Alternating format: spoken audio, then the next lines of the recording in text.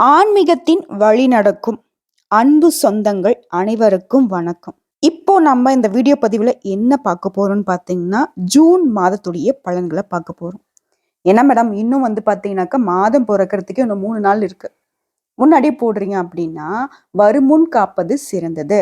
நல்லதா இருக்கட்டும், கெட்டதா இருக்கட்டும், நமக்கு இந்த மாதம் எப்படி இருக்கு, கிரகநிலையோட அமைப்பு எப்படி இருக்கு, இந்த காலகட்டத்தில் எந்தெந்த விஷயங்களை நம்ம தொடர்ந்து செய்யணும், எந்தெந்த விஷயங்களை விட்டு விலகி இருக்கணும், நம்ம வணங்க வேண்டிய தெய்வங்கள் என்ன, நம்ம செய்ய வேண்டிய எளிமையான பரிகாரங்கள் என்ன, இப்படி எல்லாத்தையும் தெளிவா தெரிஞ்சுக்கிட்டோம் அப்படின்னாக்க இந்த மாதம் நமக்கு சாதகமாக மாத்திக்க முடியும். அந்த வகையில இந்த ஜூன் மாதம் 12 ராசிகளுக்கும் எப்படிங்க இருக்கு, அது என்னன்னு தெளிவா பார்த்து தெரிஞ்சுப்போம். 12 ராசியில 5வது ராசியாக இருக்கக்கூடிய சிம்ம ராசி அன்பர்களுக்கு பொதுவாகவே உங்களை எல்லாருக்குமே தோற்றத்துல பிடிக்கும். ஆனா நீங்க நல்லா இருக்கக்கூடாது அப்படின்னு சொல்லிட்டு ஒவ்வொருத்தருடைய கண்ணும் ஏங்கும். ஏன் அப்படின்னா, நீங்க எளிமையா இருந்தாலும் கம்பீரமா இருப்பீங்க. உங்களுடைய பேச்சு, உங்களோட தோரணை பார்த்தீங்கன்னாக்க அந்த அரசர் மாதிரி இருக்கும். சில பேருக்கு இதன் காரணமாவே நீங்க எவ்வளவுதான் திறமைசாலியா இருந்தாலும் உங்களை அடக்கி ஆளணும்னு ஆசைப்படுவாங்க. ஆனா உங்களை அடக்கி ஆள்றதுக்கு யாராலையும் முடியாது. ஏன்னா உங்களுடைய பிறப்பே ஆளுமை திறன் கொண்ட பிறப்பு தான். சிங்கம் காட்டுக்கு ராஜா. உங்களுடைய குணம் மற்றவனுடைய ஆளுமைக்கு கட்டுப்படாத ஒரு பிறப்பு. எப்பவுமே தனக்குன்னு ஒரு பாதையை வகுத்துக்கிட்டு நல்லபடியா பயணம் செய்யணும்னு ஆசைப்படுவீங்க. ஆனா அது கண்டிப்பா நடந்திருக்காது. ஏன்னா உங்களுடைய வாழ்க்கையை மோசம் பண்ணணும்னு மட்டுமே ஒரு குரூப் சுத்திக்கிட்டு இருக்கு. இந்த விஷயம் உண்மைதான சிம்ம ராசி அன்பர்களே. அந்த வகையில அவங்களும் எவ்வளவோ இடைஞ்சல கொடுத்து பார்த்துட்டாங்க. நீங்களும் அதுக்கெல்லாம் அப்படியே அசைஞ்சு கொடுக்குற மாதிரி மூங்கில் மாதிரி வளைஞ்சு கொடுக்குறீங்களே தவிர்த்து ஒரு நாளும் உடைஞ்சு போகல. இப்பவும் பார்த்தீங்கன்னாக்கா உங்க நினைப்பு என்னன்னா, நம்ம இப்படி வாழ்க்கை நிலை இல்லாம இப்படி ஆடி அசைஞ்சிட்டு இருக்கோம் அப்படின்னு நினைக்கிறீங்க. நீங்க இப்படி ஆடி அசையாம இருந்தா என்னைக்கே உடைஞ்சு போயிருப்பீங்க. அதை ஃபர்ஸ்ட் தெரிஞ்சுக்கோங்க. நீங்க வளைஞ்சு கொடுத்து நெளிவு சுழிவோட சாமர்த்தியமா சாதுரியமா ஒவ்வொரு விஷயத்த கடந்து வரதுனால மட்டும்தான் உங்க வாழ்க்கை நல்ல விதமா போயிட்டு இருக்கு. தலைக்கு வந்தது தலைப்பாகியோட போதுன்னு சொல்லுவாங்க இல்லையா, அந்த மாதிரி உங்களுக்கு கஷ்டங்களை அடுக்கடுக்க வந்தாலும் அந்த பிரச்சனைகள்ல இருந்து உங்களை கொஞ்சம் கொஞ்சமா கடவுள் கை பிடிச்சி தூக்கிக்கிட்டு தான் இருக்காரு. ஸோ இப்படி இருந்தும் சில பேர் இல்ல பொதுவாகவே சிம்ம ராசிக்காரங்க நான்லாம் ஏன் தான் வாழ்றனோ அப்படிலாம் சொல்றீங்க. தயவு செஞ்சு அந்த மாதிரி ஒரு வார்த்தையே சொல்லாதீங்க.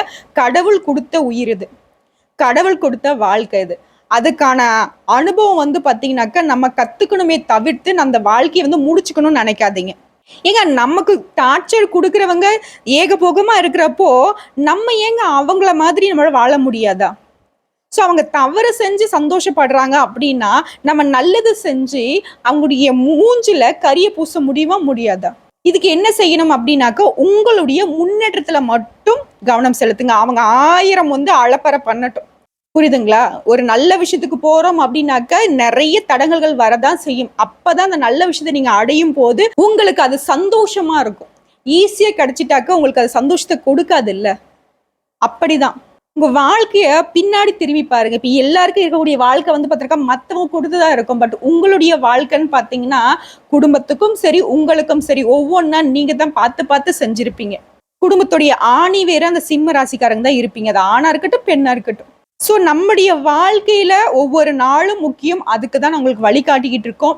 அதே போலதான் இந்த ஜூன் மாதமும் உங்களுக்கு எந்தெந்த மாதிரியான கிரகங்களுடைய அமைப்பு இருக்கு, அந்த காலகட்டத்துல நீங்க எந்தெந்த மாதிரியான வேலைகளை செய்யணும், எந்தெந்த விஷயங்களை விட்டு விலகி இருக்கணும், எந்த தெய்வத்துடைய வழிபாட்டை மேற்கொள்ளணும், எந்த மாதிரியான எளிமையான பரிகாரத்தை செய்யணும் அப்படிங்கிறத தெளிவா தெரிஞ்சுக்கோங்க.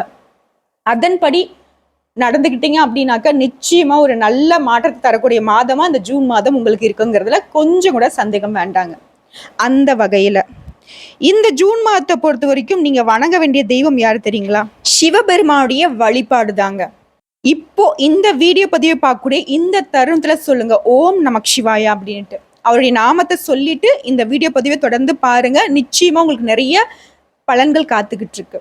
முடிஞ்சதுன்னா கமெண்ட் பாக்ஸ்லயும் ஓம் நமக் சிவாயா அப்படின்னு சொல்லிட்டு 3 முறை பதிவிடுங்க. இல்லைனாலையும் சரி ஓம் சிவபெருமானே போற்றி போற்றி அப்படின்னு பதிவிடுங்க. ஓம் நமக் சிவாயா அப்படிங்கிறது பார்த்தீங்கன்னா பிரபஞ்சத்தையே கட்டுக்குள்ள கொண்டு வரக்கூடிய ஒரு பிரணவ மந்திரம். அதோடைய வேல்யூ தெரிஞ்சுக்கிட்டு சொல்றதா சொல்ல வேண்டாமா அப்படிங்கிறது உங்களுடைய விருப்பங்க. சரிங்க, அது இருக்கட்டும். இப்போ இந்த ஜூன் மாதம் நம்மளுடைய சிம்ம ராசி அன்பர்களுக்கு எப்படி இருக்கு, உங்களுடைய கிரகநிலையோட அமைப்பு எங்க இருக்கு அப்படிங்கிறத பார்க்கலாங்க. சிம்ம ராசியை பொறுத்த வரைக்கும் 9/6/2024 அன்னைக்கு புதன் பகவான் தொழில் ஸ்தானத்துல இருந்து லாபஸ்தானத்துக்கு மாறுறாரு. இது முதல் பெயர்ச்சி. அடுத்த 13/6/2024 அன்னைக்கு சுக்கிர பகவான் தொழில் ஸ்தானத்துல இருந்து லாபஸ்தானத்துக்கு மாறுறாரு. இது இரண்டாவது பெயர்ச்சி. அடுத்ததா 15/6/2024 அன்று சூரிய பகவான் தொழில் ஸ்தானத்துல இருந்து லாபஸ்தானத்துக்கு மாறுறாருங்க. இது மூன்றாவது பெயர்ச்சி. அடுத்ததான் புதன் பகவானே 26/6/2024 அன்னைக்கு லாபஸ்தானத்துல இருந்து அயன சயன போகஸ்தானத்துக்கு மாறுறாரு. இந்த மாற்றம் மட்டும்தான் இந்த மாசம் இருக்கு. ஓகேங்களா, அது ஒரு பக்கம் இருக்கட்டும். உங்களுடைய ராசியில நவ கிரகங்கள் எந்தெந்த இடத்துல இருக்காங்க அது முதல்ல தெரிஞ்சுக்கோங்க. தன வாக்கு குடும்பஸ்தானத்துல கேது பகவான், கலஸ்திரஸ்தானத்துல சனி பகவான், அஷ்டம ஸ்தானத்துல சந்திர பகவான், ராகு பகவான், பாக்கியஸ்தானத்துல செவ்வாய் பகவான், உங்களுடைய தொழில் ஸ்தானத்துல புதன் பகவான், சுக்கிர பகவான், சூரிய பகவான், குரு பகவான், இவங்க 4 பேருடைய கூட்டணியில இந்த கிரகங்களுடைய அமைப்பு இருக்குங்க. ஸோ இதன் காரணமா இந்த மாதத்துல உங்களுக்கான பலன்கள்னு பார்த்தோம்னா, அதிகார தோரணையுடன் காணப்படும் சிம்ம ராசியினரே, இதுதாங்க என்னுடைய மைனஸே. ஒரு கிழிஞ்ச சட்டியை போட்டாலே என்னென்ன புது சட்டியான்னு கேட்குறாங்க. உங்களுக்கு என்னங்க அப்படிங்கிறாங்க. இந்த மாதிரி ஊரார் கண்ணுக்கு எப்படிங்க, ஊரார் கண்ணுக்கு ஆஹா ஓஹோன்னு தெரிகிற மாதிரி ஒரு தோற்றம், இது கடவுள் கொடுத்தது. மேனுஃபேக்சரிங் டிஃபெக்ட், நான் என்ன மேடம் பண்ணட்டும் அப்படின்னு நீங்கள் சொல்கிறது எனக்கும் கேட்குது. சிங்கம் வந்து பார்த்தீங்கன்னாக்க என்னதான் அடிபட்டு இருந்தாலும் அதோட நடை வந்து அது வந்து நொண்டிக்கிட்டே நடக்கட்டுமே, அதோடைய அசைவு வந்து பார்த்தீங்கன்னாக்கா அப்படியே ஸ்லோ மோஷனில் பார்க்குறப்போ அப்படி இருக்கும் இல்லையா, அப்படிதான் உங்களுடைய குணமும். உங்களுடைய நடை உடை பாவனைன்னு சொல்லி பார்த்தா எல்லாத்துலேயும் உங்களுக்கு வந்து ஒரு கம்பீரம் பொதுவாகவே இருக்கு, பிறவிலே இருக்கு. இது வந்து பல பேருக்கு உறுத்தல். ஏன் கூட பிறந்தவங்களே வந்து பார்த்தீங்கன்னாக்க உங்களுக்கு ஒரு விஷயம் சாதாரணமா இருந்தாலும் அவங்களுக்கு அதிகமா இருந்தாலும் உங்களை வந்துட்டு காம்படேட் பண்ணுவாங்க.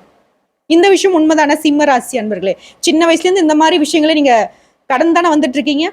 சரிங்க, இப்படிப்பட்ட உங்களுக்கு இந்த ஜூன் மாதத்துல நீங்க எதை பற்றியும் கவலைப்பட மாட்டீங்க.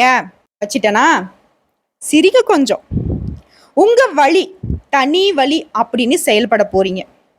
இந்த மாதம் முழுக்கவே தன்னம்பிக்கை உங்க மனசுல அதிகரிக்க போகுது. முடியும் அப்படிங்கிற ஒரு விஷயத்த முழுமையா நம்புங்க. சிம்ம ராசியை பொறுத்த வரைக்கும் முடியாதுங்கிற ஒரு விஷயம் கிடையவே கிடையாது.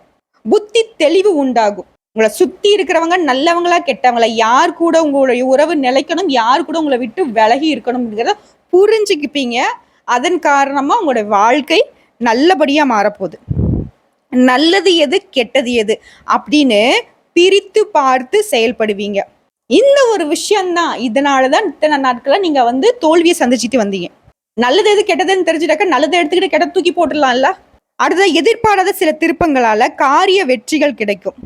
வழக்கு விவகாரங்கள்ல உங்களுக்கு சாதகமான முடிவு கிடைக்குங்க. தொழில் வியாபாரத்தை பொறுத்த வரைக்கும் திருப்தியா இருக்கும். தொழில்ல அடுத்த கட்ட முன்னேற்றத்திற்கு நிறைய வாய்ப்புகள் உங்களை தேடி வருங்க. நிதானமாக நீங்க பேசுவதன் மூலம் வியாபாரத்துல இருந்த போட்டிகள் குறையும்.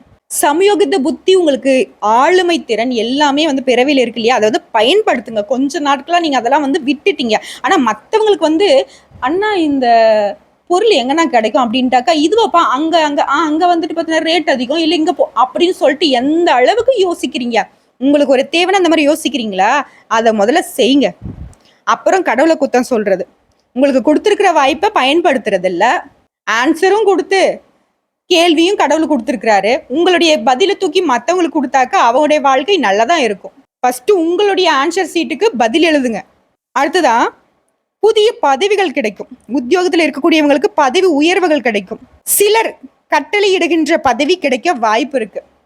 இத்தனை நாளா மற்றவங்களுக்கு பணிஞ்சு வேலை செஞ்சுட்டு இருந்தீங்க இல்லையா, இப்போ அவங்களுக்கு மேல அவங்களே ஆச்சரியப்படக்கூடிய அளவுக்கு இந்த ஒரு படத்துல வந்து பாத்தீங்கன்னாக்க அர்ஜுன் சாரை வந்து வடிவேல் சார் ரொம்ப சீண்டிக்கிட்டே இருப்பார். கடைசியில வந்து பார்த்தீங்கன்னாக்கா அர்ஜுன் சார் இன்ஸ்பெக்டர் ஆகி வரப்போ மலை மலை அப்படின்னு வரலையா, அந்த மாதிரி உங்ககிட்ட யாரெல்லாம் வாழாட்டினாங்களோ, உங்களை யாரெல்லாம் அடக்கி ஆளணும்னு நினைச்சாங்களோ அவங்கள எல்லாரையும் நீங்க அடக்கி ஆளக்கூடிய காலகட்டம் பிறந்துருச்சு.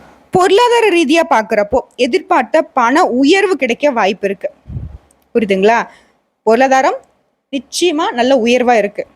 குடும்பத்துல திடீர் செலவுகள் ஏற்படுறதுக்கு வாய்ப்பு இருக்கு. குடும்பத்துல இருக்கக்கூடியவங்களுடைய தேவைகளை பூர்த்தி செய்து அதன் மூலயமா மகிழ்ச்சி பெறுவீங்க.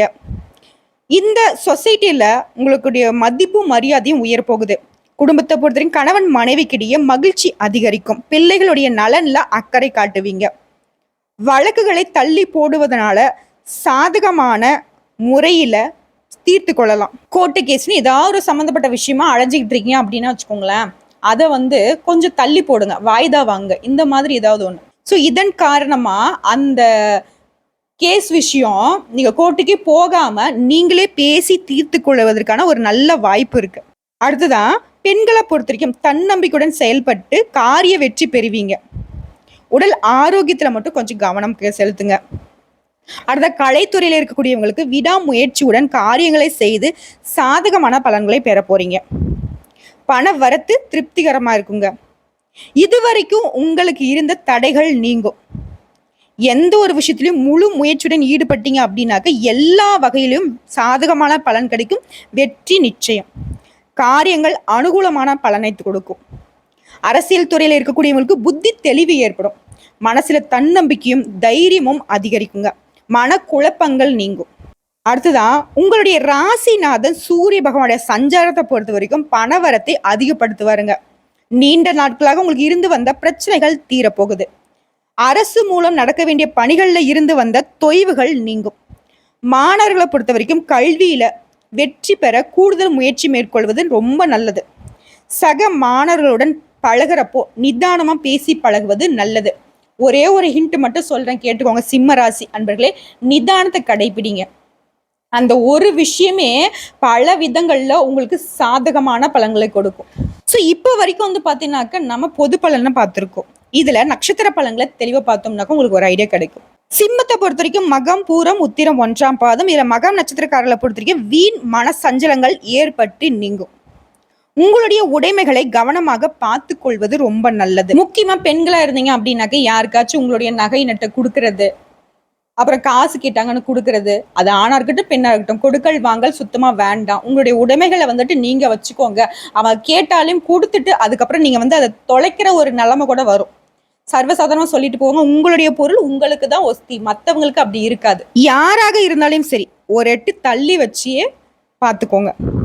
அடுத்த மாணவர்களை பொறுத்த வரைக்கும் கல்வி பற்றிய வீண் பயம் ஏற்பட்டு நீங்கும். நம்ம இந்த கோர்ஸ் எடுத்திருக்கோம், நம்மளோட ஃபியூச்சர் நல்லா இருக்குமா, நம்மளோட ஃப்ரெண்டு அந்த கோர்ஸ்ல சேர்ந்திருக்கான், அந்த காலேஜ் சேர்ந்திருக்கான், அவன் வெளியில போய் சேர்ந்திருக்கான், இப்படி எதுவும் வேணாம். உங்களுக்கு என்ன தோணுதோ அதை வந்துட்டு ஒரு 10 நாள் டைம் எடுத்தாலையும் பரவாயில்ல, அலசி ஆராய்ஞ்சு முடிவெடுத்து அப்புறமேட்டுக்கா ஜாயின் பண்ணுங்க.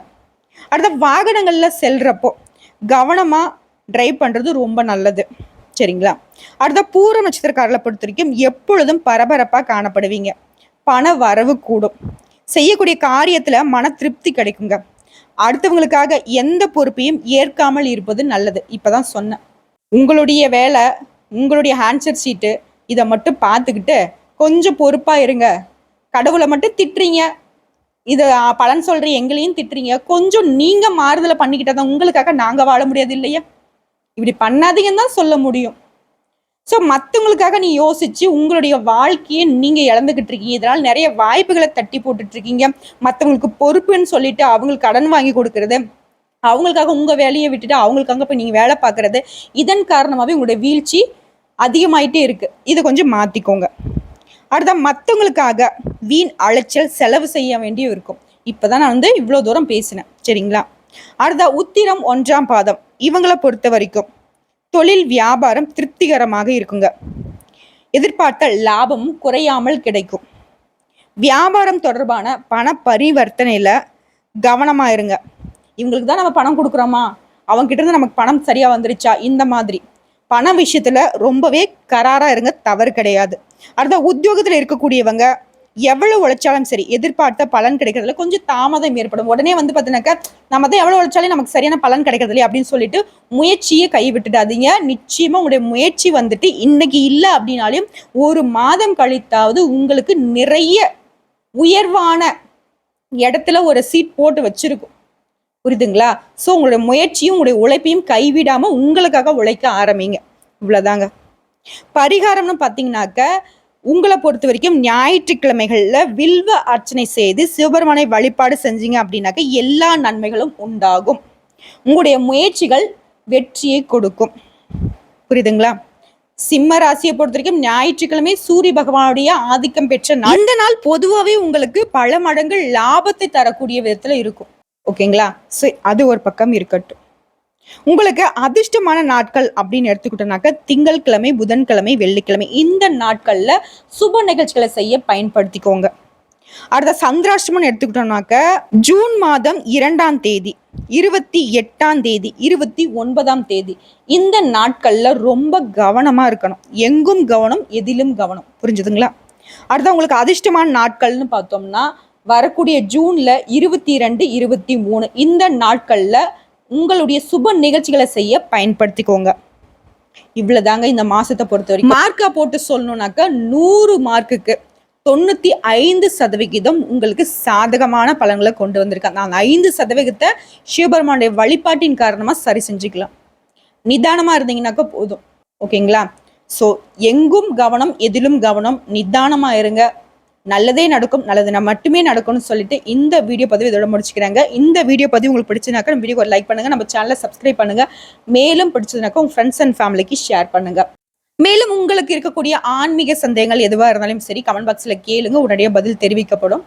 மேலும் ஒவ்வொரு நாளுமே சிவபெருமானோட வழிபாடு செஞ்சாலும் சிறப்பு தான். உங்களால எப்பெல்லாம் முடியுமோ அப்பெல்லாம் வந்து ஓம் நமக் சிவாய, ஓம் நமக் சிவாயன்னு சொல்லிக்கிட்டே இருங்க. நல்லதே நடக்குங்க. வாழ்க வளமுடன். ஓம் நமக் சிவாய.